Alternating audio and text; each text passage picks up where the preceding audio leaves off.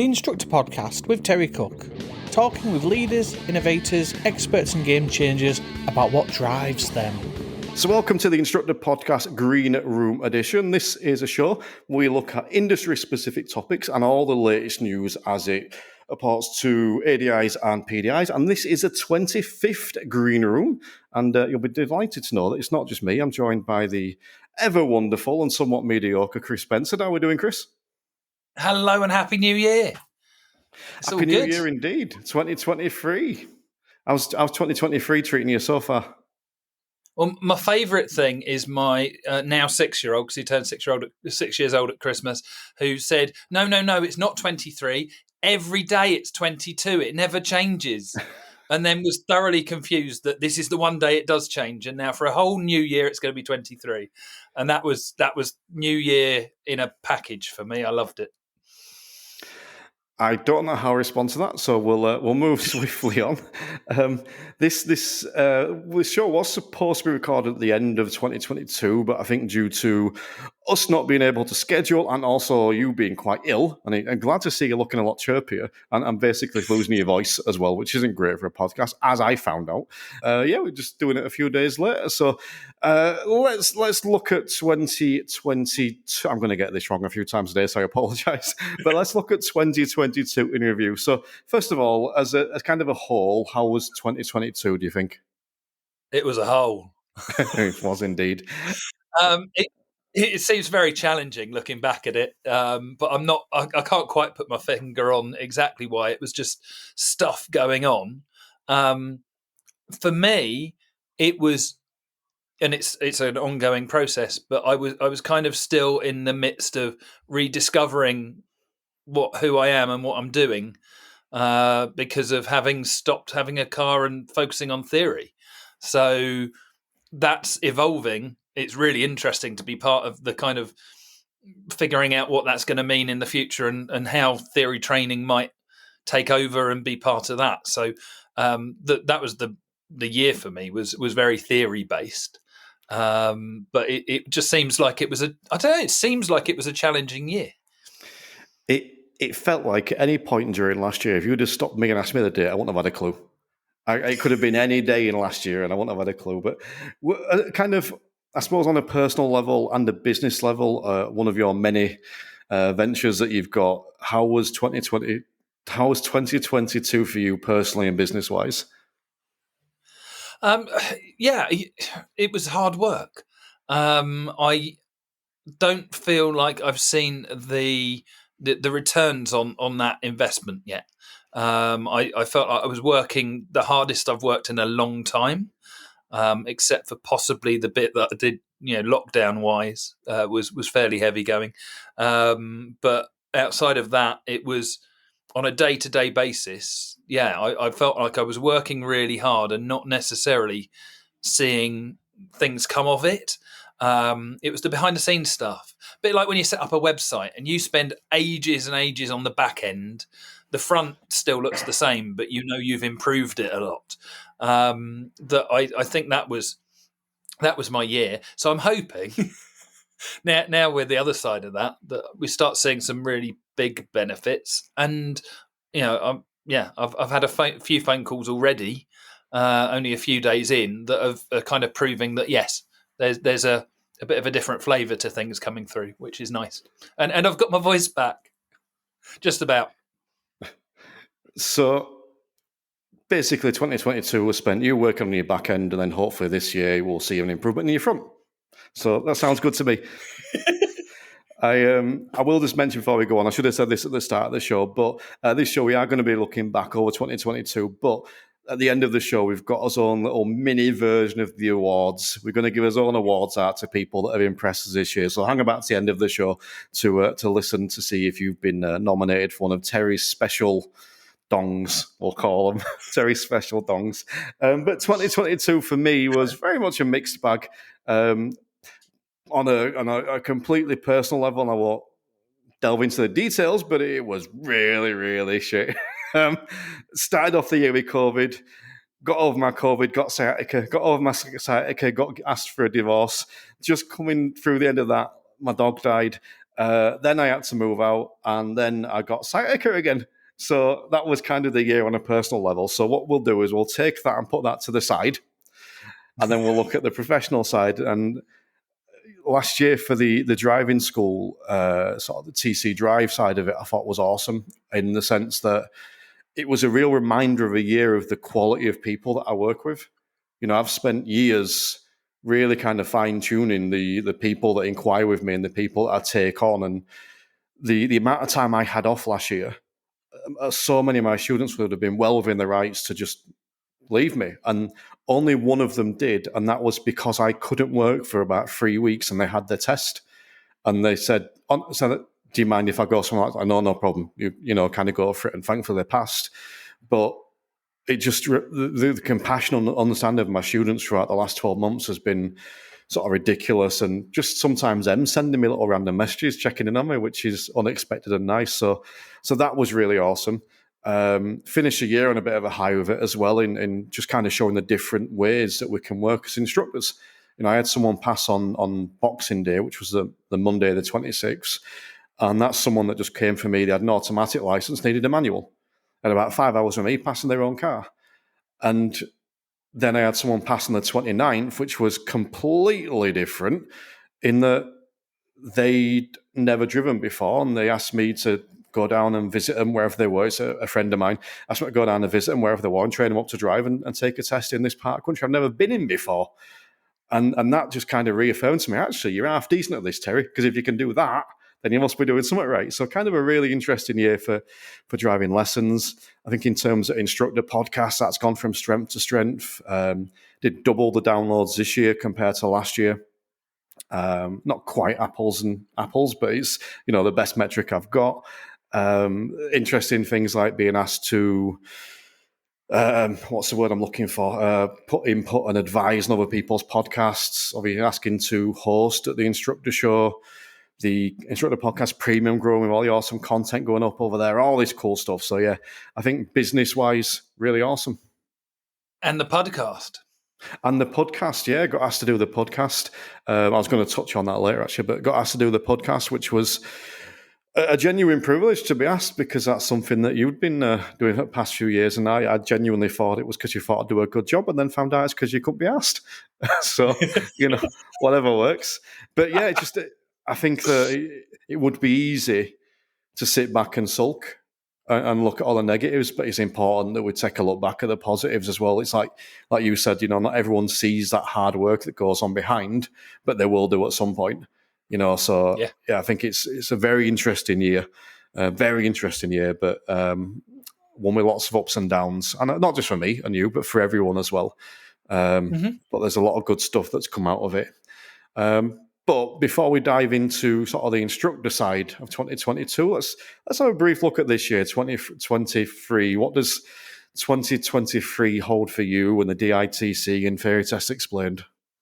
So I'm still going to figure out what I'm doing, and it's, you know, I'm 43 years in. I haven't figured it out yet. So personally, I'm looking forward to figuring that through and just following the breadcrumbs as they come along. From Theory Test Explained's perspective, genuinely holding out a little bit of hope that the DVSA will continue to listen and potentially even respond slightly. There has been a change on the theory. They are now allowing coloured filters on the screen as part of the disability additional accommodations. So, you know, they are listening. So credit to I've gone blank. So credit to whoever managed to get that into place. It's going to annoy me now. What Rob Cooley was it? It was, thank you. I just had a moment. Yeah. So credit to Rob Cooling. We'll give him an award later. I'll be honest. I'm awful with names, you know that. I get this blank look on my face, and I know that you'll hopefully help me fill the gap. So credit to Rob Cooling for getting that sorted, and you know it's another step forward with the theory on that side of things, and yeah, lots of stuff that we'd like to get in place, and they are listening.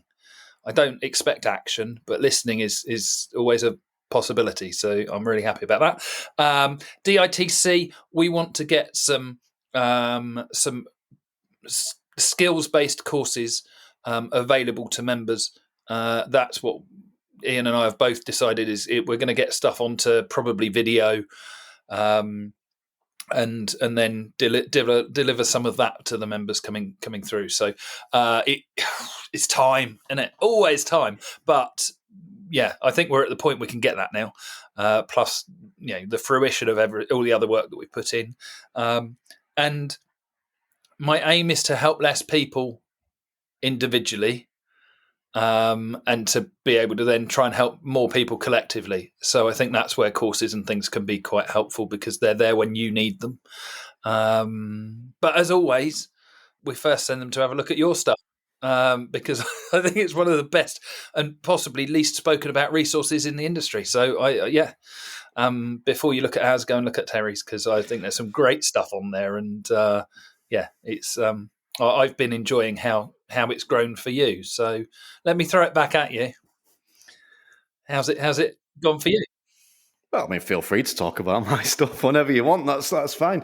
2023 is going to be interesting. The podcast is back in March, and then so season 5 will be in March. We've got an awesome first guest lined up already. Who's committed to do it. I've been chasing them for a while. They've committed to do it. I'm not going to disclose it just in case, but I've penciled in, shall we say, which I'm mightily chuffed about. And then the big thing this year is increasing the audience again of the podcast. And I think that nothing structurally will change, but other than continuing to have on that, in what my opinion, and there will be people listening, so will shout at me for saying this, but I think you'll struggle to find better quality, quantity, and variety, and that's what I'm continuing to grow. But the big changes are coming in the premium content. So everything over there will currently stay that's there now. So you've got all these awesome shows. So £10 a month, you get all these awesome shows like Bob Morton, Sam Harper, Robin Bates, and all the other shows we do around standards check and all this kind of stuff. We've got another one coming. And I'm going to mention this publicly because we've confirmed it. It's not recorded yet, but we've confirmed it. If you can recall back to season 3, had an amazing lady on, Nick Oakes, one of my favourite people, talking about SEO, neurodiversity, and copywriting, all that kind of stuff. She's coming on and she's going to be doing an exclusive podcast for the premium content as well, initially all around SEO stuff. So I've created the best name in the world for that podcast. It's my favourite thing I've ever done. Keep in mind, this is Nick Oakes talking about SEO. So the podcast is called SEO Oakes. It doesn't get better than that. It's the single greatest name I've ever created. So that's coming in. We've potentially got another one starting up in March. So there's going to be 3 to 4 exclusive guest shows every month over there, as well as all the stuff that I do.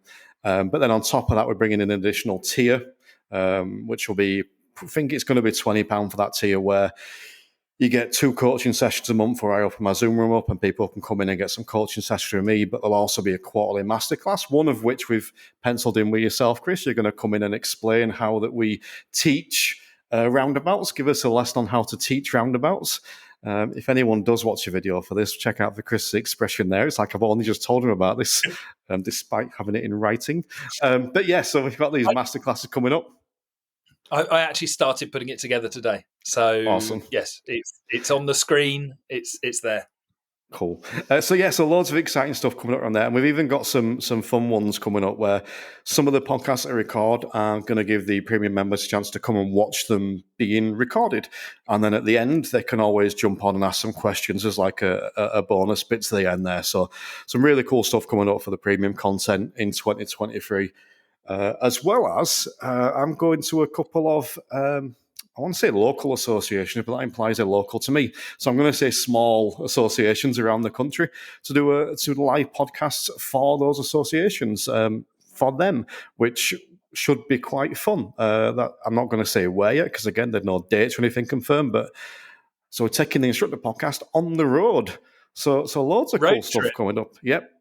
Do you want one at your association, Chris? Yeah, absolutely. There you go.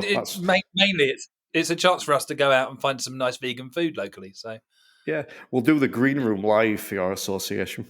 But we'll see if we get the DVSA on as well. That'll be fun. So I'm getting carried away with myself. But yes, that's the Instructor podcast for 2023. And this kind of feels like setting the table a little bit. So we've kind of done that there, but just want to remind people where they can find anything Chris Bensted related. So easiest way to find me on Facebook a lot of the time, by all means, send me a message. I do check the ones that Facebook decides to hide on a weekly basis at least. So the DITC.co.uk, theory test explained on Facebook, or go to Chris Bensted, Bensted. There is no A in it because that's some really massive bodybuilder bloke. chrisbensted.co.uk, and you can find me through there as well. My headphones came out then, so I have no idea what you said. So I'm looking forward to going back and hearing that. But yeah, okay, cool. And if you want to find the Instructor Podcast, the best place is the website, www.theinstructorpodcast.com, although the easiest place to find me is on Facebook. And feel free to drop me a message. And I will give this to anyone listening now that sends me a message. I get a lot, probably not as many as you, Chris, but I do get a lot. So if I don't reply, feel free to chase me up in a day or two if I haven't got back to you. But back to 2022, I've got a list of some key things that occurred or that we want to discuss from 2022. Is there anything that stands out for you before we take a look at those? No, I'm just going to sit here and check your list against my list. Make sure you don't miss anything. Your list, okay. The first thing I want to mention, because it's coming up again soon, is Driving Instructor Day. It was the inaugural Driving Instructor Day in March last year, and I forgot to check the date. I'm pretty sure it was the 16th of March. If you're unsure, drivinginstructorday.com or .co.uk, one or the other. But what were your thoughts on Driving Instructor Day, Chris? I love the concept and the fact that there's some recognition there that we can make use of, and we can hang our hat on it without having to go, look at me, I'm awesome because I say I am. We can refer to something and say, look at me, I'm awesome because. So it's an opportunity to hold a light up and highlight what we do, because we know that people don't understand it. At the moment we're being told we're all on strike, when we know we're not. It's just an opportunity to either take a bit of time to reflect on for yourself, or a chance to shine out there and highlight things and just take an opportunity. So yeah, I loved it. And I know there were a lot of people that did get on board and either take the day off or do something interesting with their day. I enjoyed it. I felt like it was weird because I didn't want to shout about it too much because I didn't want it to be an instructor podcast thing or anything like that. I was being careful not to conflate the two because it isn't. I just wanted to create a day where we could reduce the number of reduce the number of people that were being dicks and increase the number of people that were being friendly and positive. And it seemed like a good opportunity. And I think that's kind of what we'll be promoting again this year. Do something, take the day off, share some past pictures, go out with your team, whatever it is, do something on Driving Instructor Day and use that hashtag Driving Instructor Day. Get sharing, and I'll share anything that comes up on the feed. I was thinking about this a little bit today, actually, that something that you've said a few times, and Lou Walsh has been on the podcast a couple of times, and she's mentioned it both times, is that as instructors, technically, we're not needed. We're not a requirement, if you like. And I've been thinking about that, and I just thought, you know what? You're right. You are completely right. There is no requirement to have a driving instructor, but we're bloody useful. And every now and again, you'll get that student that reminds you how beneficial instructors can be. I mentioned the lad that passed the other week, and he got a bit emotional when he passed, and afterwards he's texted me a couple of times, and one of the texts was just like, "You have changed my life," because of the reason that he's taken his test, and which I don't want to go into just in case anyone knows him, but "You have changed my life," and it's like, you could have done it with anyone. But I understand that, and I feel that, and I think that it can be easy to be a bit dismissive of ourselves and our job and, we're only instructors or whatever. And I think it is an opportunity just to be a bit self-indulgent of the industry and just say, yeah, do you know what? There's some really good instructors out there and they're probably worth celebrating. So March the 16th. So if you want any ideas for what to do for Driving Instructor Day, as I mentioned, big ones, take the day off. Imagine if no one booked a test on March the 16th and there were no tests going on in the UK. That would be quite cool. Instructors literally are going on strike for a day. There you go. But yeah, take the day off, go out with your team, put some positivity out there. And as you said, the people that got behind it last year were really impressive. There was only one negative person that I saw, and that was a truck driver that commented on Emma Cottington's post.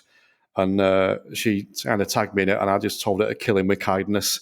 And at the end of it, were praising her and saying how much of a good idea it was, which was brilliant. Loads of just do something, I would say. Just try and celebrate our industry. So anything else on Driving Instructor Day? No, I just look forward to it. I hope it'll grow and grow, and we'll know it's got there when it starts to be recognised by people that aren't driving instructors. Yeah. So when people start referring to or telling us that it's Driving Instructor Day, did you know? Let's get to that point. Let's see what happens next. Okay. Next thing, was that on your list, Chris? Driving Instructor Day? That was on my list. Yeah, I'm just going to tick it off.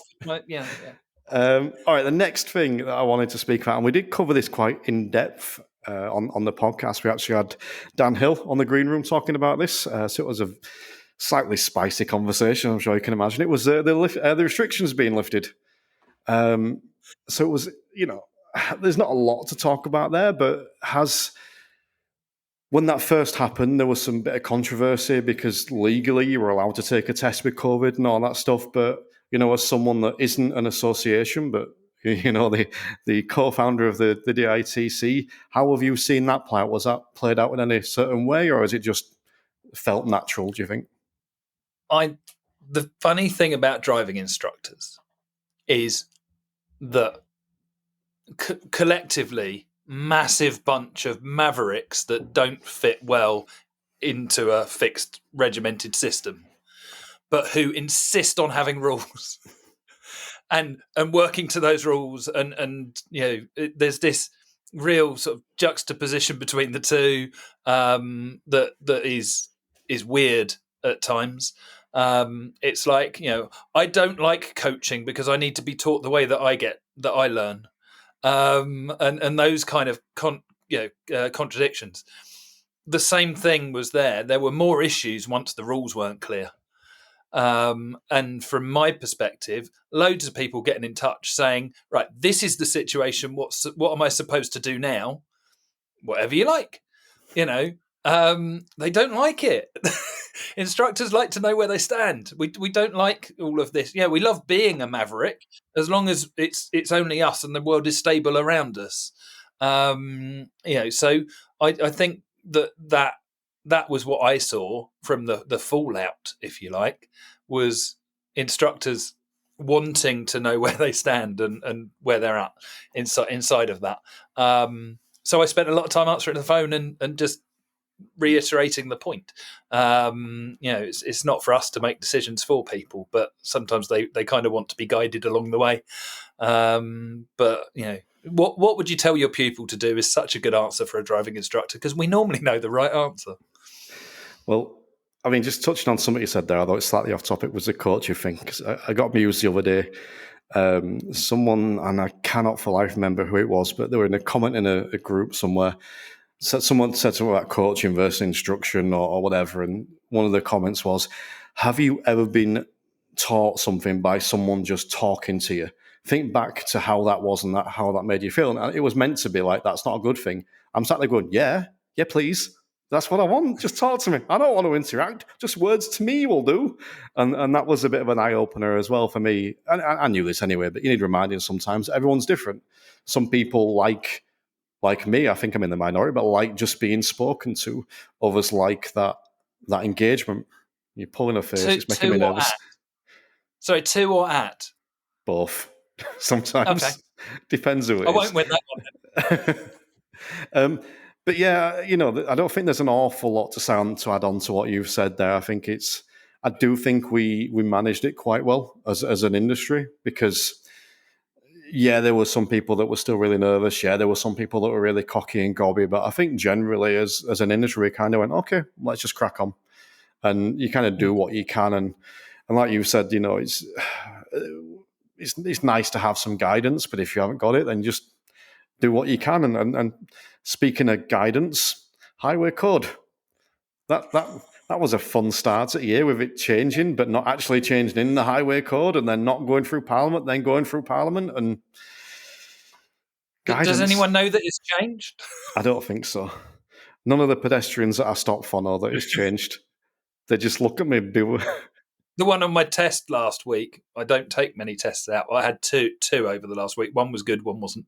Pedestrians straight out into the road in front of us, determined that we were going to stop. There's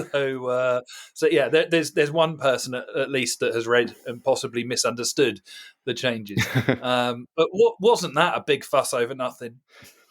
Yes, massively. And I think when we actually spoke about this on the podcast, I mentioned this at the time as well. But because it was banged on about that much, I had this image in my head of every single lesson we were going to be stopping 15 times for pedestrians, before suddenly realizing how often on a lesson do we actually have someone crossing a road at a junction. And I've probably done it 3 or 4 times this last year, because it's just not arising. The situation is arising. The good thing for me is I found it's actually making students a bit more cautious of the pedestrians, because they're a bit like, well, what if they just step out? There is as you've said, there's a bit of that there. So even though they're not actually having to deal with it, I think it's making them pay a bit more of attention to it, and that can only be a good thing. Which I think is probably the reason they did it. It was probably the actual outcome that they expected, was for that balance to be readdressed slightly, and just let's. If you've become immune to it, it's a bit like a bad smell or a noise. If you're always next door to them drilling, you tend to tone it down and tune it out. And I think it was an opportunity to go, don't ignore pedestrians. We're going to make them a bit more annoying potentially, and actually we'll trust the fact that they will also look after themselves in the mix, because most people aren't stupid. Most. But there's always a few. Yeah. But no, that's a good point. Because I've got tinnitus, and I never notice when I've got it, but I notice when it goes. Yes. So yeah, it's a good point. But the one that I think made me chuckle more than that was all the stuff around cyclists. It was like, don't turn in front of a cyclist. That was actually put in the highway code when it wasn't in there before. So literally what they're saying is, don't run over a cyclist. Why do cyclists have it so that we don't have to run over them now? Well, get over yourself. And yes, there's always going to be militant cyclists the same way. There'll always be militant drivers. But it just annoys me, the fact that that's what we look at. Rather than looking at the big picture, we look at that 1%. But yeah, the rules there were literally, don't kill cyclists. And people had a problem with that. I noticed that that's probably the biggest benefit from the change that I've seen, which is because now it's permitted for them to come alongside you. It seems to be having more of an effect on people looking for them, because they're not looking for an imaginary cyclist. They're looking for a cyclist that's allowed to come through, a bit like turning right into a side road. You don't think that the oncoming traffic is imaginary. You look to see if it's there. So because the rule supports them coming through, I've found, I don't know, you never know whether it's how you teach it or just that you happen to have got the pupils that actually listen or whatever it might be. But I've found them thinking a bit more about that, because it could happen. It hasn't. Haven't actually had the situation where it's happened. But it just kind of gives a bit more weight and support to it a little bit. And I thought that was a little change, but one that was probably, I've always found mirrors are really difficult to teach unless it actually happens, because you're looking for imaginary stuff. Always check your left mirror in case there's a unicorn around the corner. But that makes it more real, and I think that was that's probably done a lot in a very small grain of change, there's been done a lot for road safety if we're getting people to check mirrors more. Whether they continue after their test and all the rest of it is a debate for another day. I mean, given the best opportunity, and one of mine is just tell them every time you miss a mirror check, a fairy dies. And that's not make believe, that's genuine. So therefore, you miss your mirror check, you've killed a fairy. Well done. But the cyclist one, the way that made me think a bit more was the thing around cycle lanes, because I was seeing all this stuff on social media about why don't they have to use cycle lanes, and I think I got a bit caught up in that a little bit. And you see something enough, you start to not necessarily believe it, but start to go down that line of thinking. And until I saw or paid attention to, I should say, a particular cycle lane in Bradford that's protected. There's bollards all down it. And there was a cyclist riding next to it rather than down it. And immediately I started getting grumpy, thinking, oh, this is a new highway code rules. And then I looked, and the actual cycle lane is horrendous. It was like thick with mud and there's potholes in it. I'm like, I wouldn't cycle in there. And I thought about it some more, and I thought, if you were a cyclist, would you rather cycle in a protected cycle lane or next to all the cars? Well, it's going to be a protected cycle lane. So there must be a reason why they're not going in it.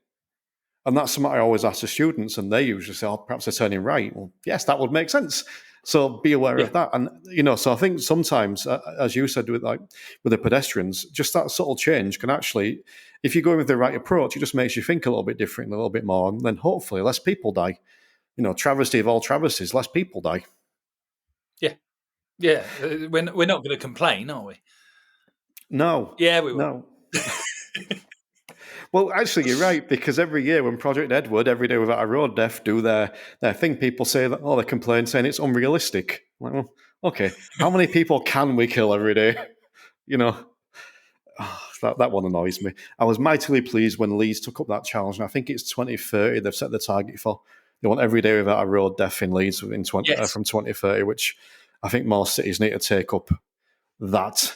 But let's move away from the highway code then, because one other big story from last year and the previous years was test waiting times, driving test waiting times. So have we seen any change there, Chris?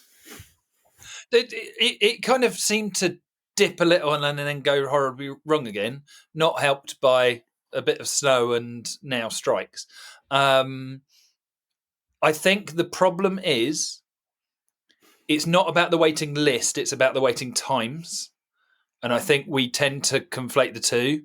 And that's something I learned from chatting with the people from Ready to Pass, that we need to make sure we're talking about the same thing.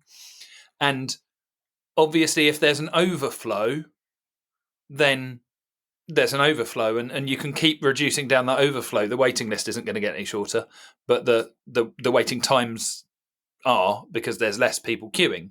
So I think there's probably more benefit to what's gone on. We've seen more benefits from all of the actions that have been taken than we actually understand, because they're not in front of us. So yes, I think that it's improved. I think it's not improved enough. My local test centre can't get a test. There just isn't one at all. But you need to look at it on the bigger picture potentially. But we get affected locally. So while if I go, an hour down the road, I can get a test within probably 6 weeks. I don't want to. I want it to be my local test centre that's doing well. So I think it depends where you are. And obviously the busier test centres are the ones that affect more instructors. So the voice is always going to be stronger on it's not having any benefit. I think attitudes changed. I'm thinking you're probably going to have, because it's on my list, you're probably going to have the Ready to Pass campaign on there. So I won't go down that rabbit hole. But looking broadly speaking, I think there's more that needs to be done. I think there were a few balls that weren't, a few opportunities. They weren't balls that were dropped. They were opportunities that weren't taken, that I would have liked to have seen taken. But again, I'm not at the reins, thank God. Imagine the state of the industry if I was in charge of the DVSA. I don't know. Examiners, would be wearing funny hats or something. I decide that was a good thing one day, because I do like living in a slightly positive and flamboyant world. So you and your dead fairies and me and my unicorns, it'd be a wonderful place.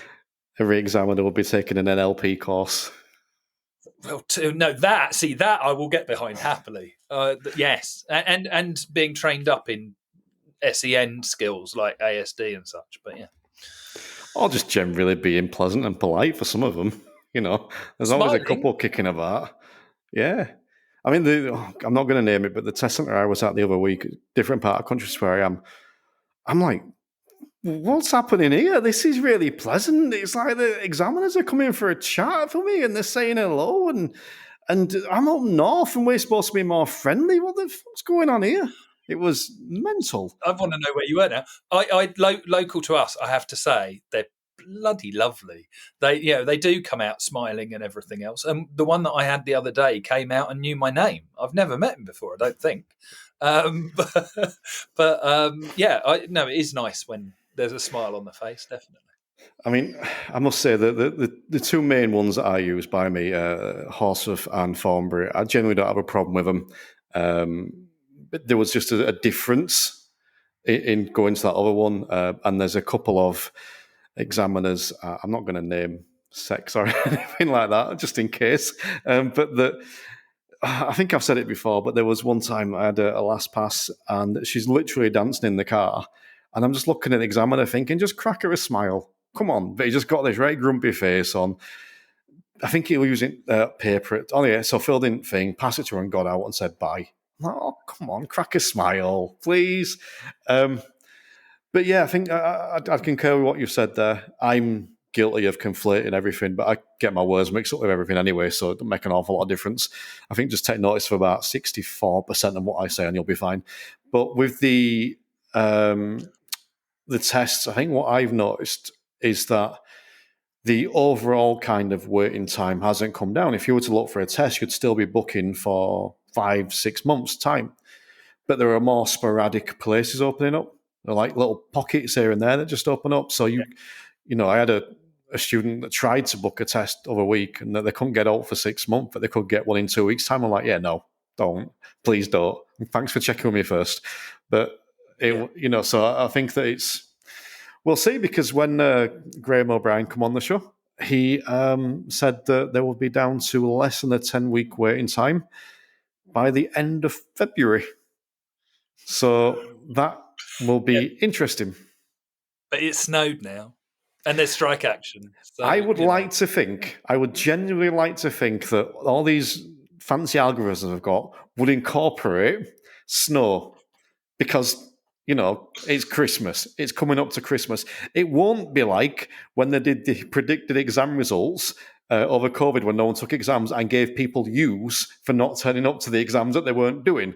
Hopefully the algorithms won't go that far, but they will take into account bad weather, although they can't take into account strike in action. I take it Graham's going to come back and give us the results? I think I need to email him before I put this podcast out now. But he's a lovely guy. Do you know what? Let's speak about that for a second, because the DVSA did come on the podcast twice this year. But yeah, we had Graham O'Brien and Amanda Lane come on. I'm not going to try and remember their respective positions. Although I think actually Graham was a chief driving test examiner and Amanda was the head of driving policy or driver training policy. But yeah, they come on, and it was great to have them on the show separately. A little tidbit here, a little bit tidbit. The episode with Graham did a lot better than the episode with Amanda. And I can only put that down to one thing. In fact, I'm going to rephrase it, say something else before I say that, because the episode with Graham, the DVSA didn't promote. Well, they shared it on their stories on Instagram, but they didn't promote it. The episode of Amanda, they actually put out in an email with a link to the website, and they actually put it out on social media, which I was really pleased with, because the DVSA don't promote external stuff like that. But the episode with Graham did better. So the only thing I can put that down to is essentially what it was about. Because the episode with Graham was about test waiting times. That was what the title was. The DVSA explained test waiting times. Whereas the episode with Amanda was about the Are You Ready to Pass campaign. And it just intrigues me that more instructors have gravitated to the episode about waiting times. And the only thing I can think of with that is that's what affects them directly. The one around Are You Ready to Pass campaign would be more sort of almost like a traditional CPD almost, whereas the test waiting times is more information. So that interested me. But yeah, it was good to have a couple of different people on from the DVSA. It's problems and solutions as well, isn't it? It's we gravitate towards problems. So yeah, I wouldn't go as far as negative and positive, but I think there is that kind of leaning towards this is the thorn in my side, therefore I'm going to listen because I might be able to do something about it, or at least know that everyone else is suffering as much as I am. Whereas ready to pass, it's the DVSA's solution, it's not my solution, and therefore I think it's really interesting. I love it every now and again. In my inbox suddenly pops up some stats from Terry, some more interesting than others, some that are just funny numbers that he likes. We can all guess which one. I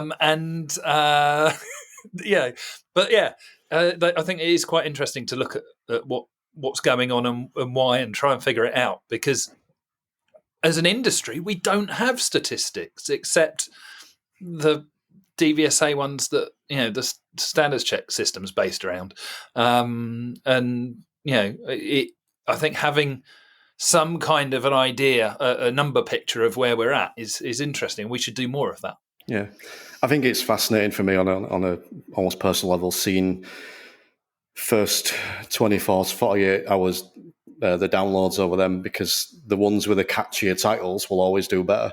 And I think that we're talking about the episodes there. The episode maybe is negative, positive, because I was a bit more, I'm tackling the DVSA on that first one, whereas the next one, I mean, it was exactly the same with them. There was stuff I challenged them on, but I didn't portray it that way the same, because I think I agreed more with the campaign. So, yeah, maybe there was a bit more of that there. So that was interesting. But, yeah, Are You Ready? Campaign, as you said, that's on your list, Chris. So that's been going for quite a while now, and since the one that you were involved in, or we were involved in a little bit, back in November, we've had a bit of time to reflect on that. So what are your thoughts looking back over the Are You Ready campaign? I saw it on the test centre wall on the 29th, because I also had a test on the 29th, which was an interesting one, because it finished the year with a clean sheet. It was an interesting view on how examiners can influence how tests go, because he was very nervous, and the examiner was great. The candidate was very nervous. Just to clarify, the examiner took it in his stride. While I was waiting for the candidate to appear out of the toilet, I was busy reading the test centre wall, and it looks really good visually. I can imagine people actually. I'm not a big one for the test centre posters. I can imagine people actually engaging with it. The same when it comes up on social media, it stands out. So I think it is. You can argue about the messages, and some of them were taken in a different way to they were written, and some of them were written in a different way to they were meant. But actually, I thought all in all, it was a good mix. I think I've seen a lot worse, a lot worse from DVSA. So I think if that continues running forwards, I hope it's not just a one-hit thing because it's waiting list driven. I think there's some real positives to come from it, and as you say, we were privileged enough to being engaged in the back end of that, and therefore have a slightly better insight than instructors who've just seen the front end. But I think they did well, and it's nice to give them credit for it. So it's great. I mean, I don't want to get too in the weeds with this because we did cover it over a couple of episodes, but I think that one of the things I've seen a lot from instructors, not just online, but in test centers and stuff as well, is like some of the messaging being a bit simplistic or a bit obvious. I go right back to when they first started talking about mock tests, and they were saying, ask the candidate to show you their provisional license. And instructors were complaining that was on there. And I'm like, it don't matter. They're giving you every option available. And I think I got a bit frustrated by that. But I can only compare it to almost generational a little bit, in that I saw a video the other day of a 16-year-old trying to work one of those old telephones where you had to swing it around. But I can guarantee you, I've had 17-year-olds show me how to use my mobile better. And it's a generation thing. It doesn't mean I'm more stupid than them or they're more stupid than me. It's just a different understanding. It's a different generation. I'm a millennial, but I think it's Gen Z we're on now. It's massive difference. So they might need things presented in a different way, that generally need things presented in a different way. And it might seem obvious to us, but it won't be obvious to them. That doesn't mean that they're stupid. It means that they're different. And I think that at times we need to be a bit more, do you know what? Let's just not argue about the little finicky bit there. But if you look at the number of tests that are refused because they haven't turned up with their driving license, it's probably a percentage. And if asking them to see their license reminds them they need the blooming thing, then, I don't see that as a negative. But yeah, no, the rotary telephones, it's weird how things come up. I was talking about it earlier with my theory test pupil, because we looked at a picture of the roadside telephone with one of those dial things. Not a blooming clue. He looked at it and was trying to figure out how it flew. Well, it's like the text message reminder, and this is something that, again, Graham O'Brien made a song and dance about, but that sounds patronising. I don't mean it that way, but he made a big deal of, and I don't think at the time I appreciated it, but it's like, it was right. You think of any appointment you get nowadays, you get text reminders about, but we didn't get them for the driving test. And we have almost built up a generation, I include myself in this, of people that not necessarily rely on reminders, but are certainly helped by them a lot.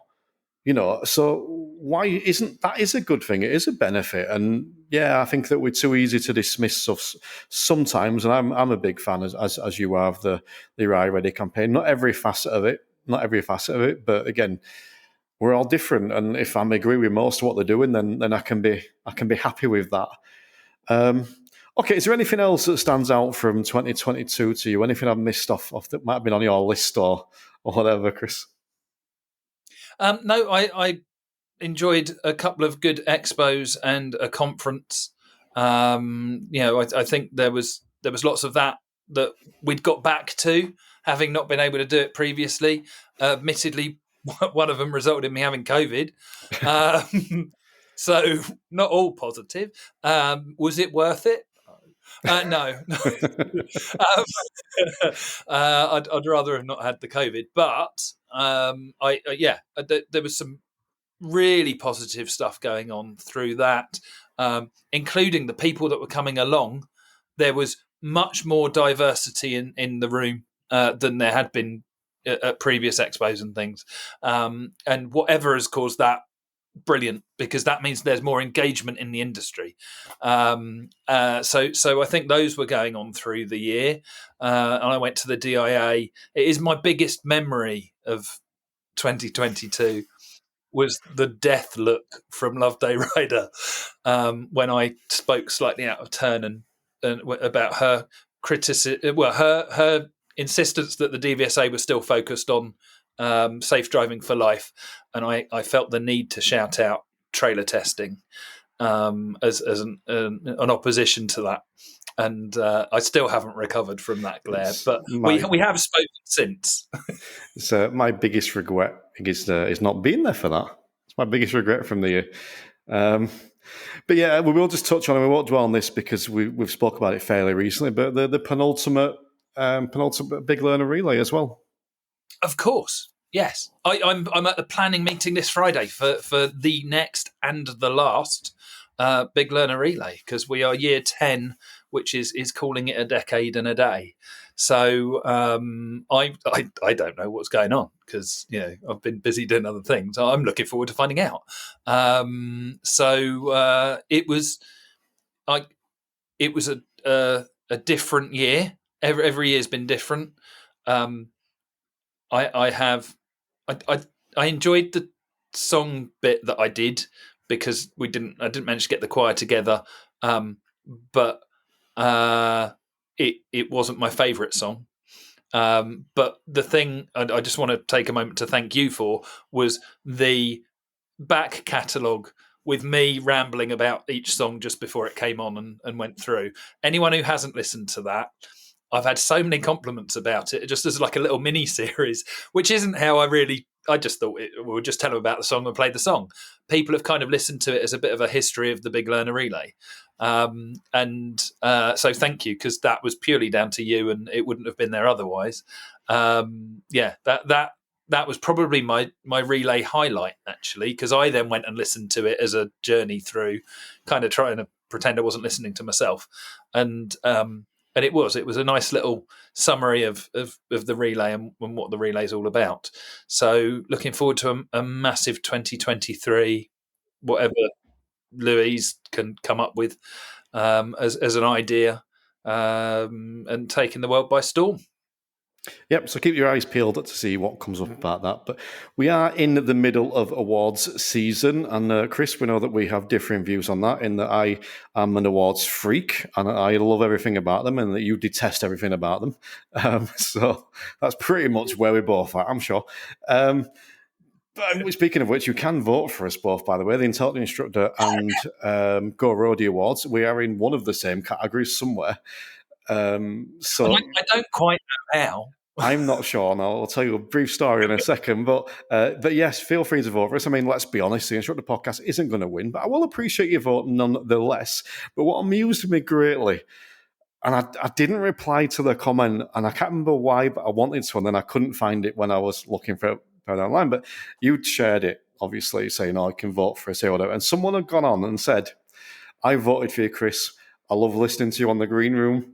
And I thought, you bastard. That's not a vote for you. That should be a vote for me. Why are they voting for you on the green room? Yeah. I was genuinely I agree. I was genuinely annoyed by that.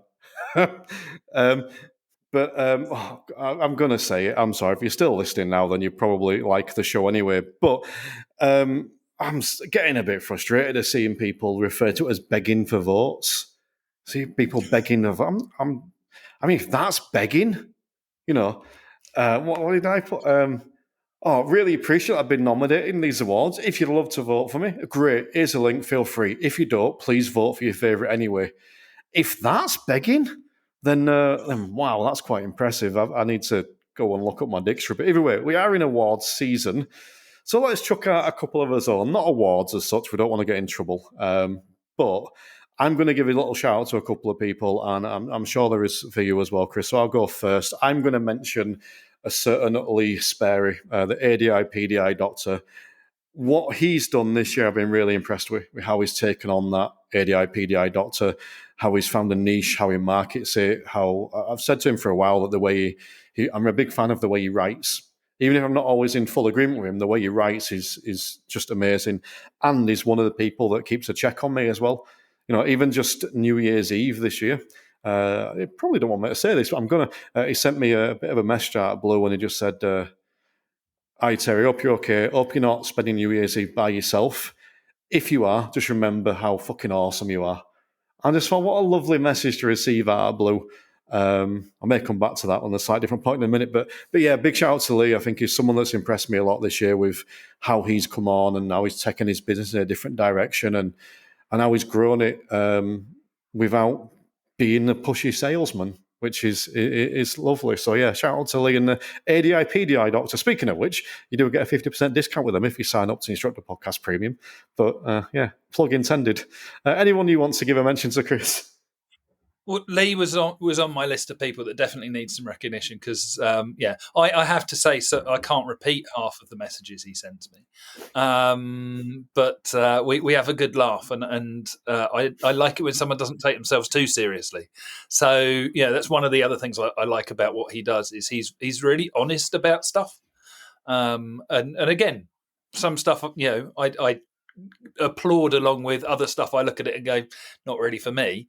But definitely worth a look to make that decision. So yeah, I think that there's also there's possibly an apology attached to this one, and this is almost going through the people that support the podcast. Bob Morton, because I think what he's doing with his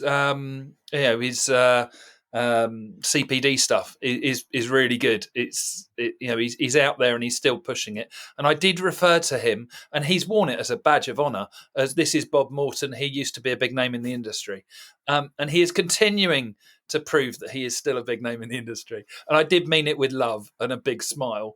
But when you go and put it on your Facebook status, it doesn't come across with that. But I'm loving the stuff that I'm seeing from Bob still, and I'm looking forward to doing. We must get Bob, Howard, and myself back together to do another video for YouTube and put the world to rights on that, because I thoroughly enjoyed doing those. So we don't want him to be forgotten as a industry has been. So Bob. Definitely, he's still leading from the front. I love Bob.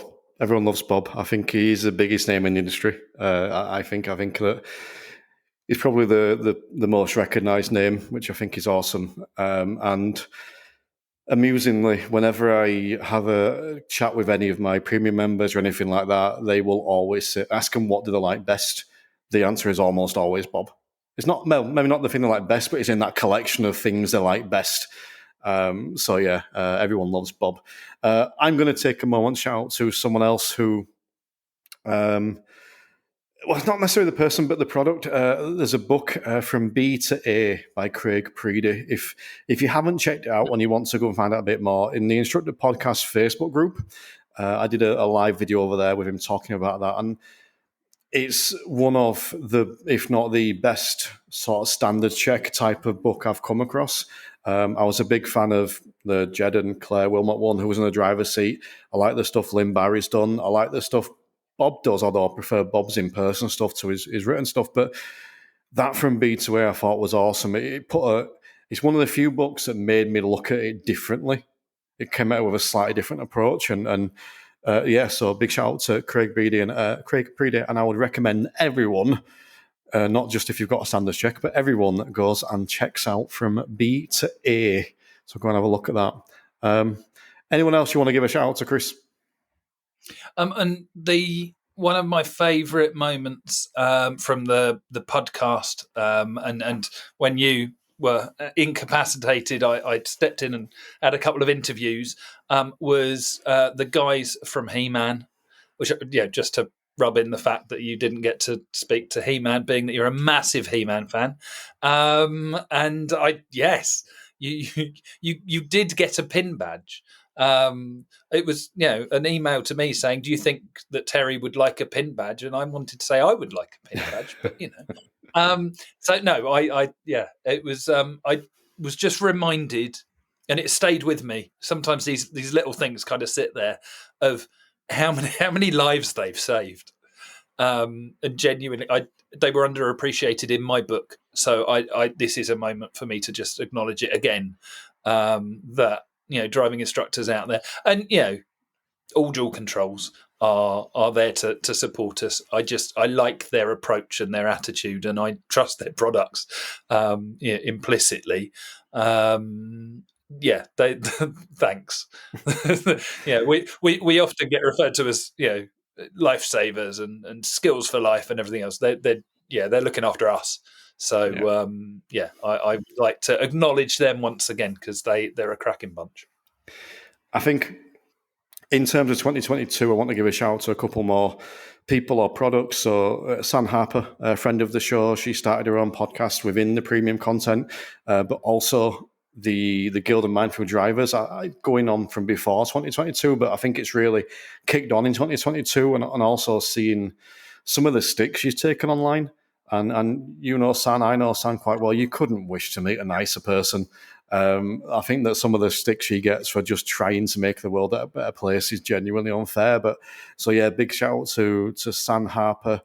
There was one other person that my name has now escaped me, so this might come back to me in a second. But and then the other person will be your good self, Chris. You've obviously contributed massively towards the green room this year.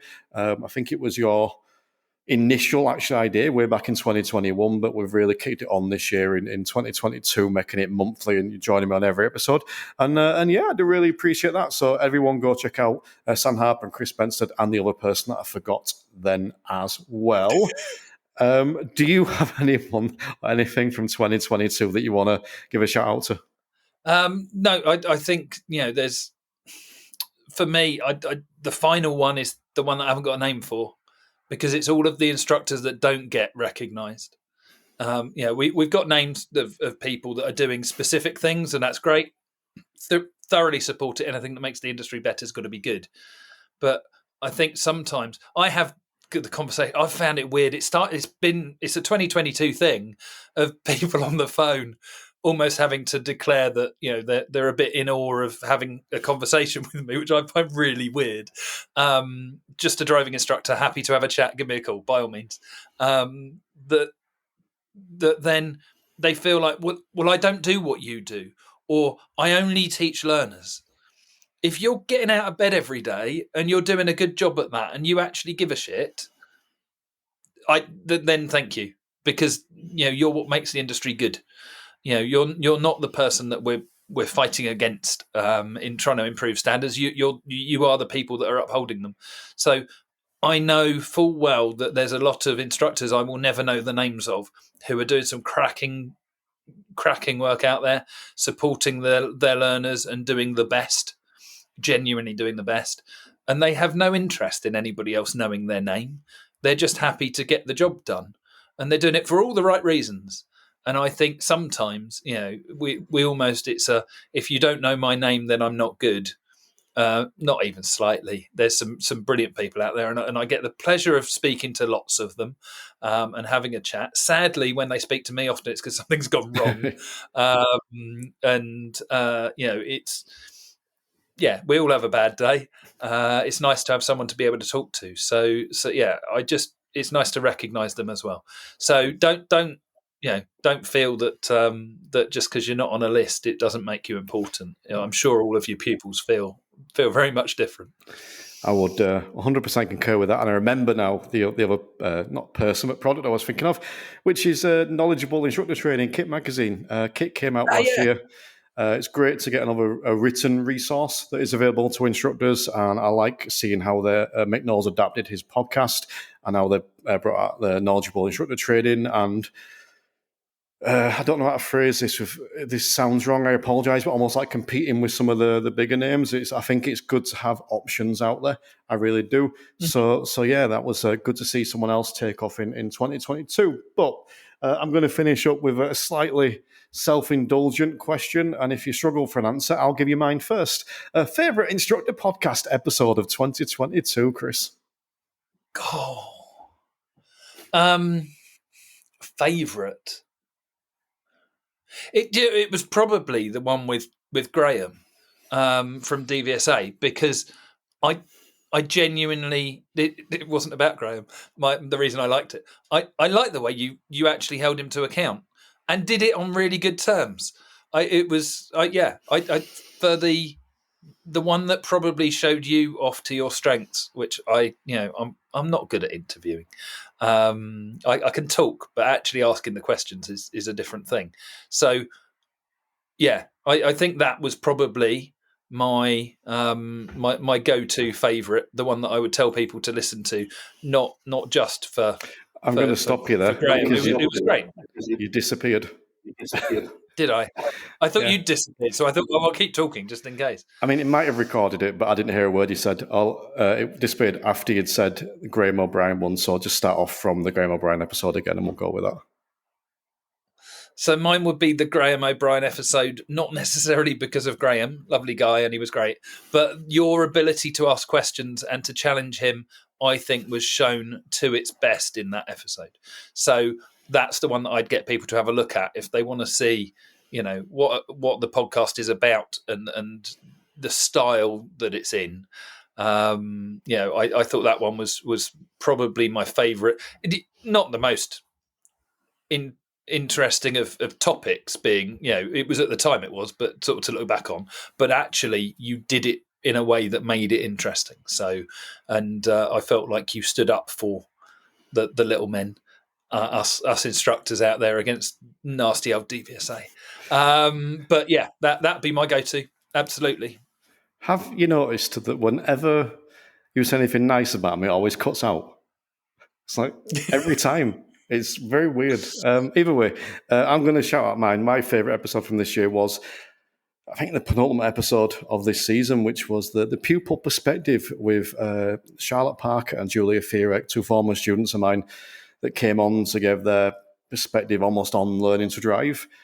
And I found that super challenging to do. One, I was high as a kite on one of them because I had too many painkillers and didn't realise. And that was some super editing that went on there. And secondly, I had to do my best not to make it a show about their journey learning to drive. I wanted it to make it about their perspective on learning to drive and what we could learn from that.